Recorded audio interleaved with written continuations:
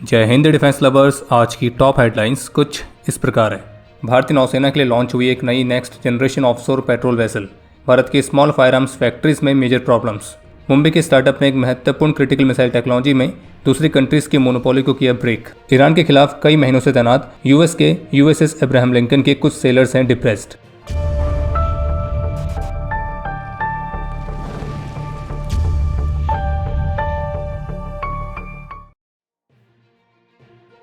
पिछले साल नवंबर में जो रेड फोर्ट के पास आतंकी हमला हुआ था, जिसका अंजाम दिया था उमर उन नावी ने, और फिर उसके बाद भारत की सिक्योरिटी एजेंसीज ने एक पूरे व्हाइट कॉलर टेरर मॉड्यूल को ही बस्ट किया था, और जिसमें अधिकतर आरोपी जो पकड़े गए थे वो डॉक्टर्स थे। तो अब यूएनएससी की नई रिपोर्ट में ऑफिशियली इस बात को मेंशन किया गया कि इस घटना के लिए AQIS यानी कि अलकायदा इन द इंडियन सब कॉन्टिनेंट, तो ये जो संगठन है मुख्य रूप से जिम्मेदार ठहराया गया है। और ये जो AQIS है ये बांग्लादेश में भी अपने सेल्स को स्थापित करने की कोशिश कर रहा है। और इस हफ्ते जारी हुई यूएनएससी की मॉनिटरिंग टीम की बाई एनुअल रिपोर्ट में कहा गया कि अलकायदा और IS दोनों ही आतंकी गुटों ने कई सालों से केमिकल और बायोलॉजिकल वेपन्स बनाने में लगातार दिलचस्पी दिखाई है। और 2025 के आखिर में भारतीय अधिकारियों ने 3 लोगों को गिरफ्तार किया था, जिनमें एक डॉक्टर भी शामिल था, जिन्हें विदेश में मौजूद IS के एक शेल ने राइसिन जैसा एक जहर बनाने का काम सौंपा था। और यूएनएससी की मॉनिटरिंग टीम ने इस बात को मेंशन किया है कि जो AQIS है अब वो एक बिखरे हुए समूह से विकसित होकर एक क्षेत्रीय आतंकी संगठन बन चुका है, और इसने लॉजिस्टिक्स और फाइनेंशियल नेटवर्क्स भी स्थापित किए हैं, और अब एक बड़े समूह के बजाय ये छोटे और बिखरे हुए सेल्स के रूप में काम कर रहा है। वहीं इसके अलावा एक अपडेट यह है कि अभी हाल ही में वेस्ट बंगाल STF ने रनर ऑफ खालिद नाम के पाकिस्तानी नागरिक और उसके एक साथी को गिरफ्तार किया था। तो अब इसी मामले के तहत कुछ और जानकारी भी सामने आई है, जिसके मुताबिक ये जो है ये बांग्लादेश के बॉर्डर को पार करने का प्रयास कर रहे थे, और इनके पास से फोर्ट विलियम्स के मैप और फोटोग्राफ्स भी रिकवर किए गए हैं, जिनको एग्जामिन किया जा रहा है। और इस बात का पूरा शक है कि पाकिस्तान के ISI के बिहाफ में भारत में जासूसी एक्टिविटीज़ में शामिल था, और जिसमें भारत के फोर्सेस की मिलिट्री मूवमेंट्स की जानकारी को भी इकट्ठा कर रहा था। और 15 अगस्त से पहले क्या किसी बड़े ऑपरेशन की तैयारी थी, तो उसकी पॉसिबिलिटीज़ को भी देखा जा रहा है। और इस मामले की इन्वेस्टिगेशन के तहत इसमें मिलिट्री इंटेलिजेंस की एजेंसीज को भी शामिल किया गया है। बाकी फोर्ट विलियम, जिसका ऑफिशियली नाम विजय दुर्ग है, तो वर्तमान समय में यहाँ पे इंडियन आर्मी की ईस्टर्न कमांड का हेडक्वार्टर भी है। अभी कुछ महीनों पहले भारतीय सेना ने लगभग 5000 टेथर्ड ड्रोन सिस्टम्स की खरीद के लिए RFI जारी करी थी। तो भारतीय सेना के इस रिक्वायरमेंट को पूरा करने के लिए भारत के एक ड्रोन मैन्युफैक्चरर IGI ने अपने स्वदेशी वाना नाम के टेथर्ड अनमैन्ड एरियल व्हीकल को भारतीय सेना के सामने डेमोस्ट्रेट किया है। कंपनी ऑफिशियल्स के मुताबिक वाना एक स्वदेशी प्लेटफॉर्म है, जिसे अलग अलग तरह के ऑपरेशंस के लिए डिजाइन किया गया। ये 60 सेकंड से भी कम समय में डिप्लॉय किया जा सकता है। इसकी ऑपरेशनल रेंज 24 किलोमीटर तक की है। सर्विलेंस पर्पस के लिए इसमें infrared enabled omni directional obstacle sensing systems लगाए गए, जो कि forward, backward, left, right, downward हर डायरेक्शन में स्कैन कर सकते हैं। बाकी इसके अलावा एक अपडेट ये है कि GRSE ने भारतीय नौसेना के लिए दूसरी next generation offshore patrol vessel को भी लॉन्च कर दिया है, और इस वेसल का नाम है श्रुति। और जबकि इस सीरीज की जो पहली वेसल थी वो 20 मई को ही लॉन्च की गई थी, जिसका नाम था संघमित्रा। और अब 3 महीने के अंदर दूसरी वेसल भी लॉन्च कर दी गई है, और इस तरह की टोटल 11 वेसल्स भारतीय नौसेना के सर्विस में शामिल की जानी है। और ये जो कॉन्ट्रैक्ट है GRSE और गोवा शिपयार्ड लिमिटेड के बीच डिवाइडेड है।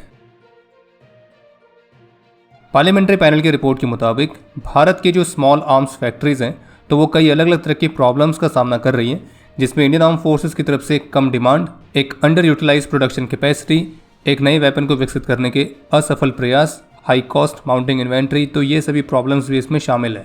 और इसलिए इसके लिए कुछ उपाय भी रिकमेंड किए गए, जैसे कि एक बेटर डिमांड प्रिडिक्शन और रिसर्च एंड डेवलपमेंट प्रोजेक्ट्स की क्लोज मॉनिटरिंग। और इस रिपोर्ट के मुताबिक 2015-16 से लेकर 2019-20 के बीच में इन फैक्ट्रीज को बहुत ही कम और लगभग ना के बराबर डिमांड्स मिली थी, विशेष रूप से उनके मेन प्रोडक्ट्स के लिए, जैसे कि 5.56 mm की इंसास राइफल, 5.56 mm की LMG और 9 mm की ऑटो पिस्टल। लेकिन इस बात को भी मेंशन किया गया कि इस दौरान कुल सप्लाई में भारतीय सेना का हिस्सा सिर्फ 10% था, और जो फैक्ट्रीज हैं वो ज़्यादातर गृह मंत्रालय से मिलने वाले ऑर्डर्स पर निर्भर थी। लेकिन ये भी कहना है कि तीनों फैक्ट्रियों की पूरी प्रोडक्शन कैपेसिटी का इस्तेमाल करने के लिए गृह मंत्रालय से मिलने वाले ऑर्डर्स काफ़ी नहीं थे। कुल मिला के कहा जाए तो मेन प्रॉब्लम्स जो बताई गई हैं स्मॉल आर्म्स फैक्ट्रीज में, पहला तो है बहुत ही लो प्रोडक्शन। 5.56 mm की इंसास राइफल और 5.56 mm की जो LMGs बनाने वाली फैक्ट्रीज हैं, तो उनकी अवेलेबल कैपेसिटी का केवल 29% इस्तेमाल हुआ है। आर्मी की तरफ से भी डिमांड कम आई है, गृह मंत्रालय, पुलिस फोर्सेस की तरफ से भी उतनी डिमांड नहीं है जो कि पर्याप्त हो, जिससे फैक्ट्रीज आइडल रही। R&D भी काफ़ी ख़राब थी। एक नए स्मॉल आर्म्स को बनाने के जो प्रयास किए गए, तो उन्होंने बार बार अपने डेडलाइन और टारगेट्स को मिस किया, और कुछ परियोजनाएं तो कैंसिल तक हो गई थी। इसके अलावा 3 अलग अलग small arms factories semi calibre के वेपन्स को विकसित कर रहे थे, बिना एक दूसरे के साथ प्रॉपर्ली कोऑर्डिनेट किए। और चूंकि स्वदेशी डेवलपमेंट सही टाइम पे डिलीवर नहीं हो पाया तो इस वजह से इंडियन आर्म फोर्सेस को इस बीच इंपोर्ट भी करना पड़ा, जिसमें 7.62 × 51 mm की assault rifles, sniper rifles, LMGs तो ये भी शामिल थी। फैक्ट्रीज की हाई ओवरहेड कॉस्ट भी रही है और जबकि कुछ टाइम वेपन्स को उनकी एक्चुअल प्रोडक्शन कॉस्ट से नीचे भेजा गया, जिस वजह से 12 सिलेक्टेड स्मॉल आर्म्स में लगभग 366 करोड़ रुपीस का टोटल लॉस था। तो इसलिए PSC का रिकमेंडेशन स्पष्ट रूप से यह है कि ब्लाइंडली वेपन्स के प्रोडक्शन को रोकें और एक लॉन्ग टर्म डिमांड के अनुसार ही प्रोडक्शन को एक प्रॉपर प्लानिंग के साथ स्टार्ट करें। और एक मल्टी ईयर डिमांड प्लान को भी रिकमेंड किया गया है, जिसमें army, MHA, state police forces in सबको शामिल किया गया है। बाकी ऑब्वियसली जो आर्मी है वो अपने भविष्य के स्टैंडर्ड राइफल के लिए पुराने इंसास राइफल्स को नहीं खरीद सकती थी, पर चूंकि आर्मी को उसका कोई स्वदेशी सॉल्यूशन टाइम पे नहीं मिला तो इसलिए वेपन्स बाहर से इंपोर्ट करने पड़े।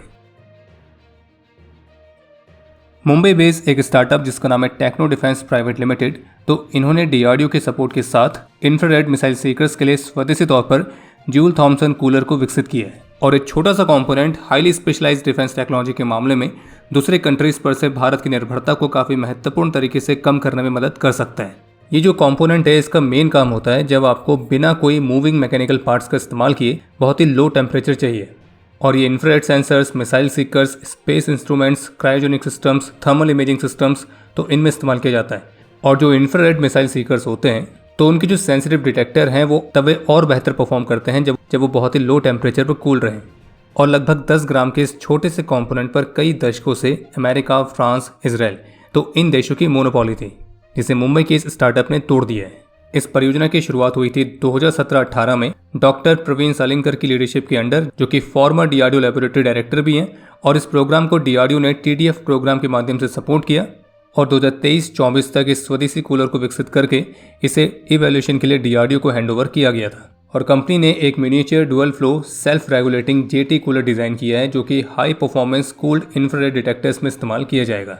और ये जो सिस्टम है केवल 10 सेकंड से भी कम समय में डिटेक्टर्स को उनके रिक्वायर्ड ऑपरेटिंग टेम्परेचर में ला सकता है। और बाकी 2023-24 में जब इसे DRDO को हैंडओवर किया गया था तो उसके बाद से अलग अलग ट्रायल्स के माध्यम से इसकी परफॉर्मेंस को भी वैलिडेट किया गया है।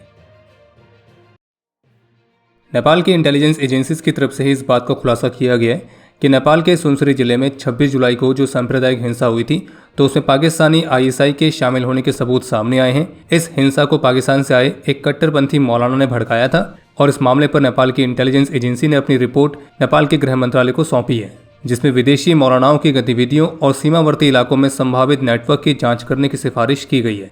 नेपाल की एजेंसी ने अपनी रिपोर्ट में पाकिस्तानी मूल के मौलाना मोहम्मद इलियास घुमान और काठमांडू के एक मस्जिद के इमाम मुफ्ती अबू बकर कासमी की इन्वॉल्वमेंट का इसमें दावा किया है।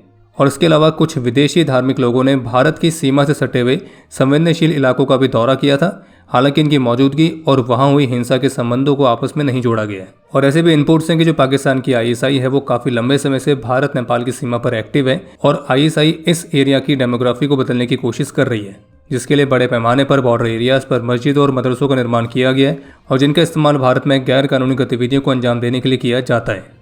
इसके अलावा एक अपडेट यह है कि मिलिट्री टाइम्स ने अपनी इन्वेस्टिगेशन में इस बात का खुलासा किया है कि ईरान के साथ कॉन्फ्लिक्ट के चलते अमेरिका का जो super carrier USS Abraham Lincoln लगभग 250 दिनों से लगातार समुद्र पर ही है, तो अब इसका जो असर है वो उनकी मेंटल कंडीशन पर पड़ रहा है। और इस रिपोर्ट के मुताबिक इसी के परिणाम स्वरूप कुछ सेलर्स ने तो इस वॉरशिप से पानी में कूदने की कोशिश तक करी है। इसके अलावा क्रू मेंबर्स की फैमिलीज़ के हवाले से बताया गया है कि कैरियर पर जो बेसिक लिविंग कंडीशंस है वो भी बेहद ही ख़राब हो रखी हैं, जैसे कि टॉयलेट्स टूटे हुए हैं, हॉट वाटर की प्रॉब्लम है, लॉन्ड्री की प्रॉब्लम है, कुछ खाने की भी शॉर्टेज है, हाइजीन के इश्यूज़ हैं, एक्सट्रीमली लॉन्ग वर्किंग आवर्स रहते हैं। तो इसका जो असर है वो कुछ सेलर्स की मेंटल कंडीशन पर पड़ रहा है, जिसका कारण यह है कि इतने लंबे समय से वो लगातार ऑपरेशनली डिप्लॉयड हैं, कॉम्बैट ऑपरेशंस में हैं और जो कि बार बार एक्सटेंड होते जा रहा है और तट के पास उनका टाइम बहुत ही कम रहता है। इसके अलावा एक अपडेट यह है कि टेक्सास में US आर्मी का एक अपाचे हेलीकॉप्टर क्रैश हुआ है और इस क्रैश में इस हेलीकॉप्टर में सवार US आर्मी के दोनों सोल्जर्स की जान गई है। बाकी अब समय है आज के इतिहास का। आज के दिन 2013 में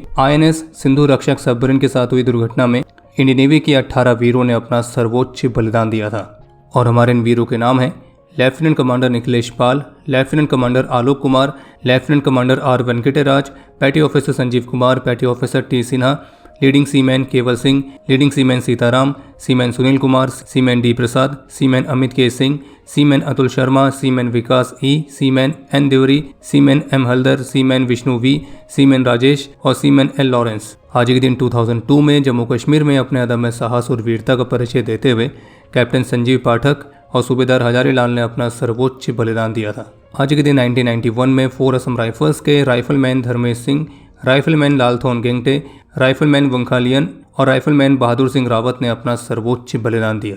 और आपके लिए आज का प्रश्न है कि असम राइफल्स को कौन से वर्ष में स्टैब्लिश किया गया था। और अब समय है आज के टॉप 3 कमेंट्स का, जो ये रहे आपकी स्क्रीन पर।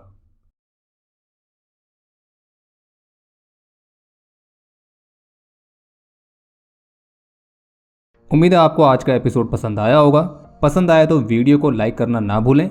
आपके कोई भी सुझाव या सवाल हो तो उसके लिए कमेंट सेक्शन ओपन है। और अगर आप डिफेंस रिलेटेड और भी एक्सक्लूसिव कंटेंट में दिलचस्पी रखते हैं तो आज ही प्ले स्टोर से डिफेंस स्क्वाड की सुपर ऐप को डाउनलोड करना ना भूलें। और अगर आप चैनल पर पहली बार आए हैं तो squadron.in पे जाके हमारे नए डिज़ाइंस को भी चेकआउट जरूर करें। बाकी जल्द मिलेंगे नए एपिसोड के साथ। तब तक के लिए जय हिंद, जय भारत।